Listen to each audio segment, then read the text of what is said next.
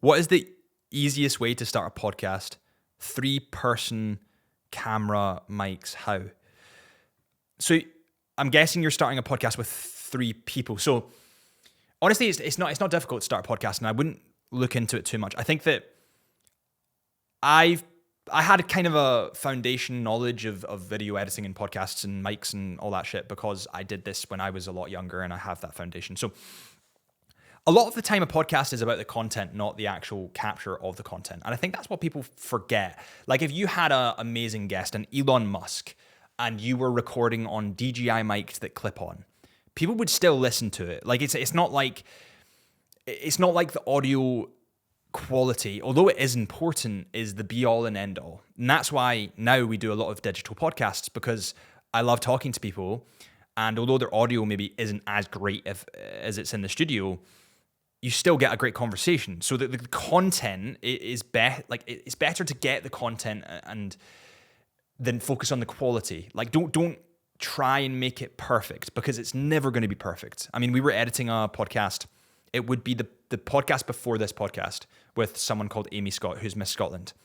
And there was this really weird echo coming through my mic. And I don't know why it's coming through my mic. I did all the audio tests, and my editor, Caroline, who's amazing, helped me.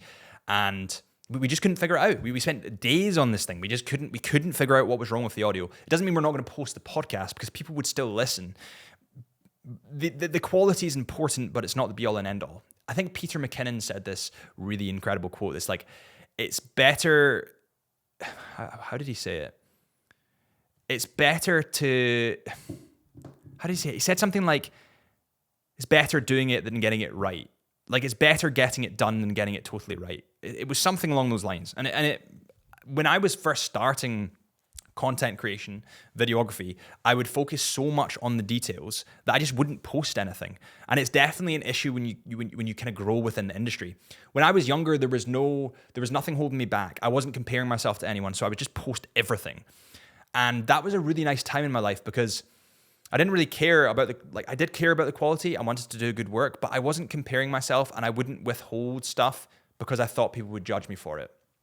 Whereas now, I definitely post less because I care more about the quality. And I shouldn't do that. That's not something that I should do. I should post because I want to post, or I should take photography stuff because I want to do photography stuff.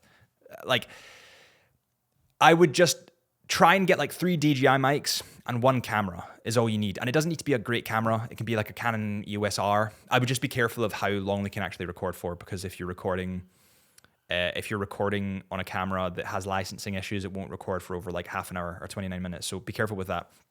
But you honestly don't need a big setup. You really don't. DJI mics, 3 DJI mics, and connect that to your camera. There you go. Boom, podcast. And when you get more in depth with your podcast, and also when you know that you're going to commit to your podcast, because a lot of people start these things and then don't continue, then you can start investing in equipment. Then you can start upgrading your mics and upgrading your camera equipment and all that kind of stuff. I think, just to give you an example, I use what is that camera? A Canon EOS R8, which can record for 2 hours. And normally that's typically what a podcast is around. However, I would want longer cameras eventually, but that's me. And then SMB7s or SM7Bs are the mics we're recording on.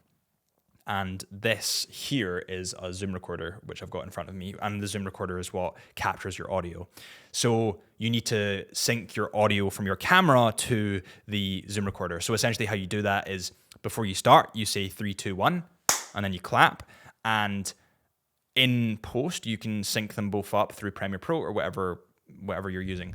And that's how we do it. So yeah, you don't need the best mics, the best camera to start. Just start. Whatever it is, the first objection is always the biggest objection. As soon as you get over the first hurdle, you will be on the home stretch. So just do it is my advice there. DJI mics are great. They're actually really good audio for how small they are. And obviously a camera, some kind of cheap camera would be fine.